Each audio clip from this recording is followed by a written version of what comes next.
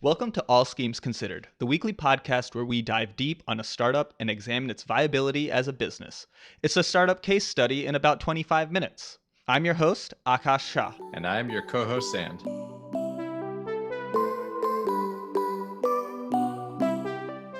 We're talking about Seam, the API for controlling homes and buildings. They launched through the YC Summer 2020 batch, and they've raised $125,000 in seed funding. Xand, what does it mean to be an API for controlling homes and buildings? That's a really great question because it's not immediately obvious why this is really useful. Typically, people don't really consider the scale at which commercial real estate operates. And this company is exciting to me because I've actually spoken to commercial real estate developers who have asked me, hey, you're a programmer. Do you know how to do this? Could you make a thing that monitored all my energy and, made my hotels or my apartment complex or my condo thing smart, so to speak? And it hasn't always been a really easy thing to do. And it seems like Seam might be able to do it. So this is kind of building on the smart home, smart building trend that we've been seeing. So if it's building on that, what exactly is a smart home or a smart building in the enterprise sense for a hotel? What's a smart hotel? And then how does Seam solve a problem that this smart hotel is having? This is a bit different from the home automation space or the home smart space, because when you're dealing with commercial real estate, you're dealing with economies of scale. So it doesn't really matter for a home user, a lot of the more at the margins measurements, in terms of water flow or electricity metering or occupants in a certain room at a certain time of day. These are all things that would never matter. But for commercial real estate, small optimizations in these things translate to large savings. If you're a hotel or you're an apartment complex owner and you have 4,000, 5,000, 6,000 occupants or rooms or apartments, a savings of $8 or $9 a month on each of those translates to really good savings, right? Of the real estate developers I've talked to, there's huge amounts of waste in this space, like stuff they can't measure, things that they're running constantly or too often or too little. There's a lot of space for small optimizations of these things, which wouldn't make sense at a small scale for a homeowner, but do make sense for a commercial real estate person who's looking at hundreds of properties over thousands of or tens of thousands of occupants or rooms or spaces. I understand what you're saying. I see where you're going, but it's still a little abstract for me. So I guess my question is, how does Seam make a hotel smart? You say it measures things. What does it measure, and how might that look from a tangible perspective? Sure. So they're still an early stage startup. So I expect this to change a bit as they talk to bigger commercial investors, right? But the core product is a hardware hub that connects to a lot of different protocols and different smart devices and centralizes it all into an easy to use API. Basically, this little hardware hub consumes all of the inputs from these different smart devices, and then everybody else can consume from a standardized API. So you don't have to worry about all these different home automation or even enterprise automation solutions. You don't have to worry about whatever these different APIs and automation solutions are. This hardware hub just takes them all, aggregates them, and you can consume them via one standard API. Okay, so that really helps make it more explicit what they're doing. They're creating an API platform that integrates with hundreds of hardware products. So I could use the same platform, and I'm not locked into the Philips platform. I'm not locked into the hardware manufacturer for understanding how these devices are performing. Seam can tell me, regardless of what the hardware is, how much electricity it's consuming, how much water it might be moving through, whether or not the device is in good condition, if it's a fire alarm. So various metrics that deal with these sort of hardware devices. Seam can tell me that through one standardized API, instead of me telling my developers to spend months and months integrating with 10, 15 different APIs that might not be that good at the end of the day. Right. And what this enables is the ability to do much better data analysis and optimization because you have just one API to consume. It's much easier as a developer, even to envision a kind of solution like this. For example, hot water heaters. If I'm running 48 different properties or 4,000 rooms in a hotel, if I discover that I can automatically lower the hot water temperature of my hot water heaters by 7 degrees over these 3 hours over the course of the night and nobody notices, that's huge cost savings, right? And not just for reading, but for controlling. It becomes also a synchronized hub to control all of these other things. For a home user, there's no benefit to this, right? There's no way this would ever pay itself back. But for a commercial developer, that's not true. I mean, you could definitely see for even just one Marriott or Hilton or these kind of big properties, how installing basic smart devices and then consuming and controlling them through an API would bring them easily hundreds or even thousands of dollars a month in savings. And we have seen very successful companies come from building API layers on top of complicated interfaces. So for example, Right. in the analytics space, there's Segment, which is a way for you to integrate your website once for analytics. And then no matter what tool you want to use, it's an easy way to send your data to that tool without getting into the fiddly details and differences Right. of analytics vendor A versus analytics vendor B. All you have to think about is integrating Segment once. That's in the B2B analytics space. There's also Plaid. So what Plaid does is they're an API for financial services. They allow developers to add financial verification to their apps. You use Plaid, and once you say, like, okay, we're going to use Plaid for verification, now Plaid is the one that actually focuses on interfacing with the thousands of banks that are out there for the details of verification, and all the individual developer has to do is worry about integrating with Plaid. So there's a huge time savings and increase in the market that you can serve when you use a kind of API layer of this sort. We actually chose our podcast distribution platform, Anchor, simply because it let us create the podcast in one place, and then Anchor automatically worries about distributing it among 10, 15 different podcast platforms. And so that was a huge time savings for us. So there's value in having a platform that kind of aggregates distribution or integrations. Right. That's exactly right. The best way to think about it is like a Plaid or a Segment for this niche, for collecting and aggregating and allowing standardized consumption of automation metrics around real estate, home stuff. Right. So Yeah. I think we have a good understanding of what the product is. We're both developers and engineers, so we feel pretty confident about if you're willing to put the time in to integrate with all these platforms, it's within the realm of capability. It's realistic to say that you could build a integration API over it, which is what Seam's offering is. Let's talk a little about the industry and the person that might be looking for this, the buyer of this sort of product. You've already said it's pretty heavily enterprise. It's for people that are managing dozens, hundreds, maybe thousands of units. For example, like a high-rise hotel probably has 500 rooms. Is that industry big enough to need something like this? Is that industry able to move quickly enough? Well, what challenges come to Seam from trying to work with that industry? So there's definitely a market for it. To give context, I live in kind of a secondary market. I don't live in New York or Chicago, but it's a big enough town. It's about 40 to 50,000 people. And I spoke to someone who managed about 15 commercial properties, and they were actively looking for a solution like this. So their specific use case was not just energy optimization, but they also wanted to know stats on things failing and what bits of their properties lasted longer. They were discovering that different brands, if they had to replace them more often, there was a lot more cost involved. And at their scale, if they could get a water heater or a window or these kinds of things that would last a little bit longer, even a year or two, then it's big cost savings for them because of the scale at which they operated. So even something like that, there was motivation and there were funds to try and find an automated solution to this or some sort of data-driven solution to this. Because for this person, when you're buying 180 water heaters every 5 years, that's a huge savings. You're willing to pay a couple thousand a month to get back 10 grand or 20 grand.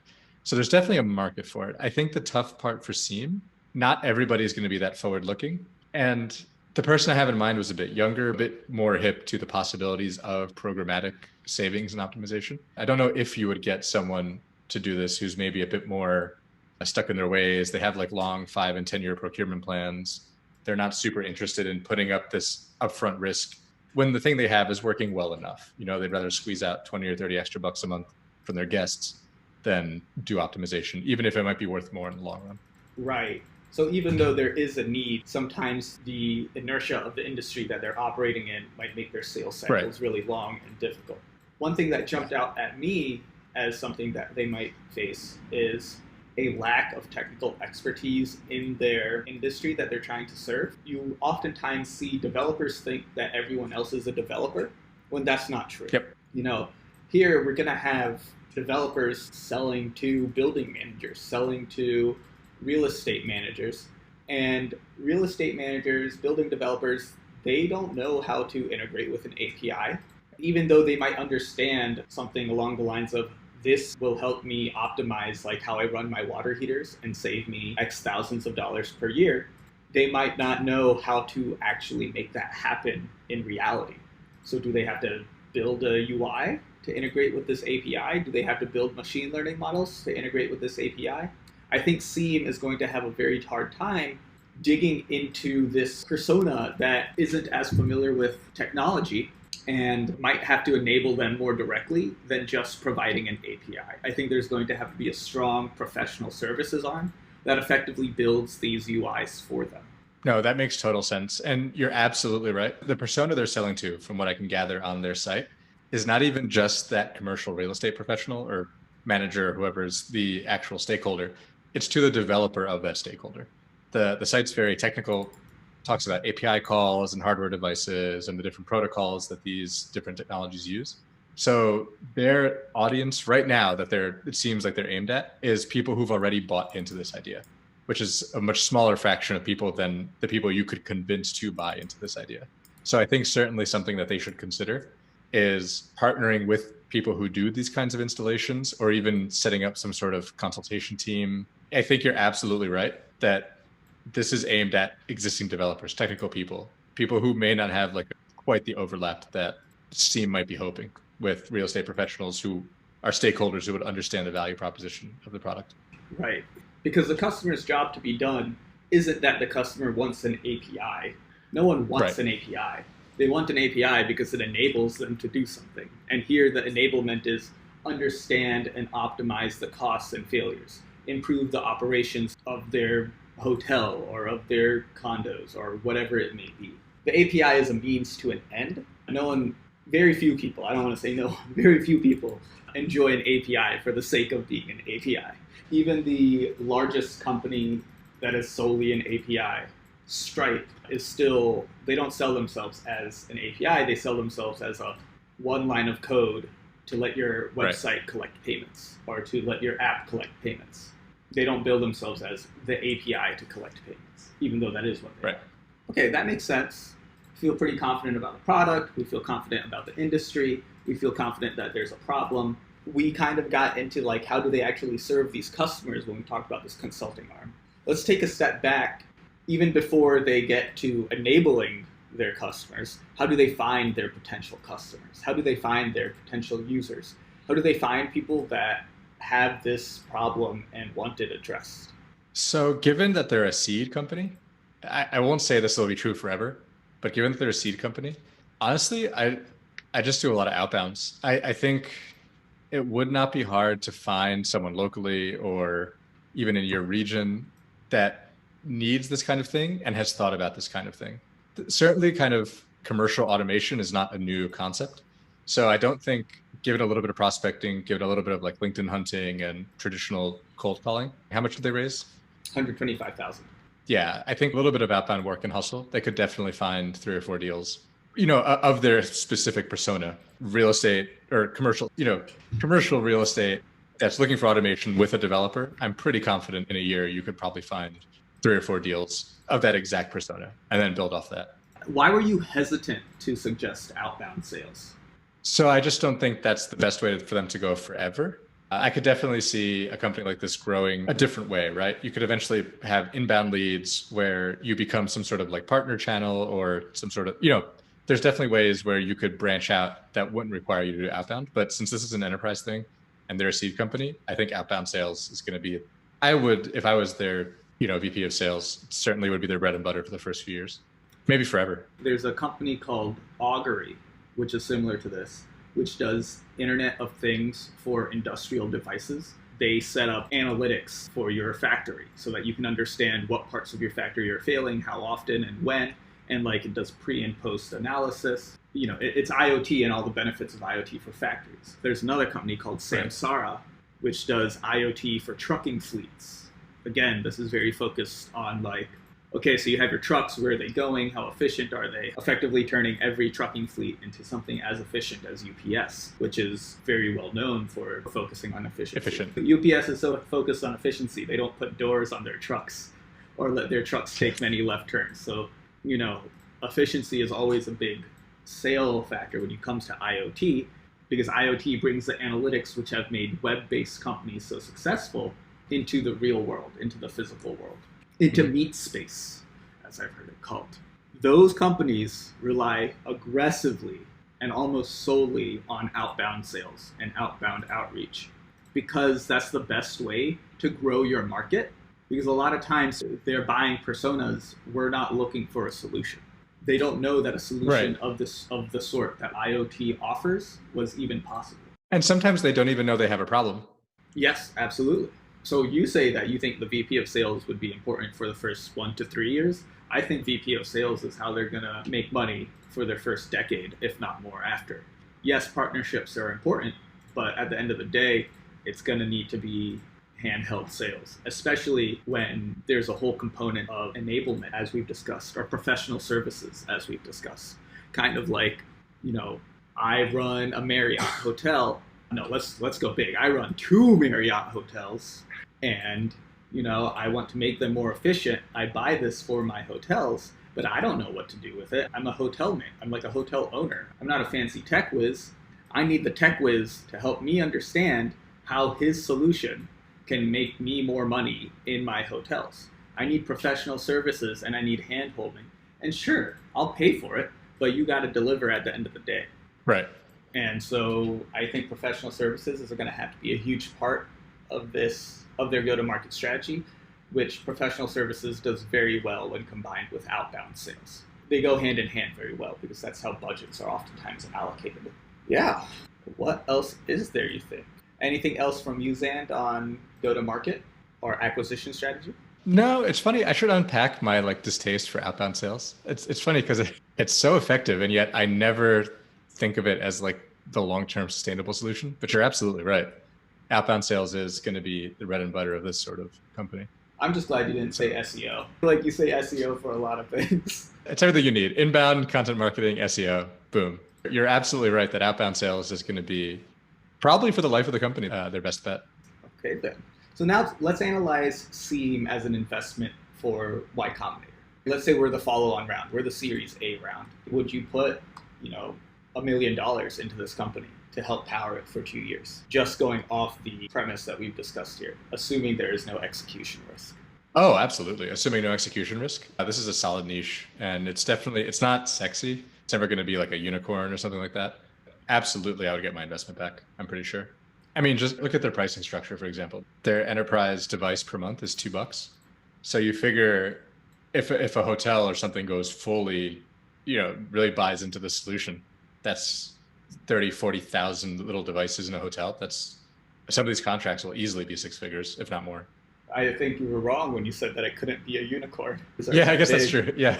Seems like we're pretty positive on the company having a growth track that an investor would want and hitting that, 7 to 10x multiple on investment.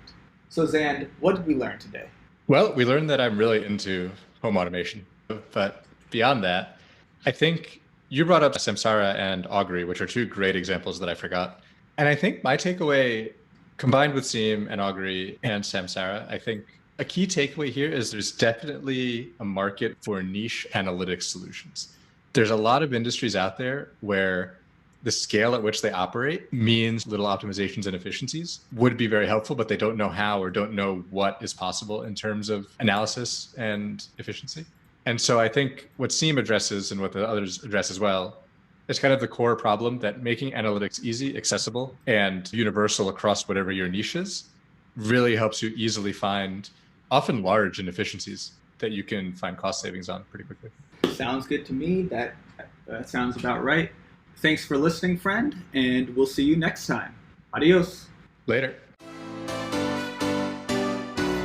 Thanks for listening to this episode of All Schemes Considered. It means a lot to Xand and I. If you enjoyed this episode, make sure to subscribe and check out a few of our older episodes. We're available on our website, allschemesconsidered.com, and every podcatcher under the sun. If you really want to make our day, consider sharing it with a friend or coworker. If you have a scheme you'd like us to consider, a guest you'd like us to have on, maybe you just loved or hated this episode, we want to know your thoughts. I'm on Twitter @Aakash.io. That's AAKASH.io. KASHDOTIO, or you can send an email to allschemesconsidered@akash.io. Xand, you can't find online because he doesn't believe in the digital public forum. I'd like to thank our supporters for helping support All Schemes Considered. In particular, I'd like to thank Nikki Call, our very first supporter. If you'd like to support All Schemes Considered, you can start with the link in the description. At the very least, support us by not skipping past our sponsor messages.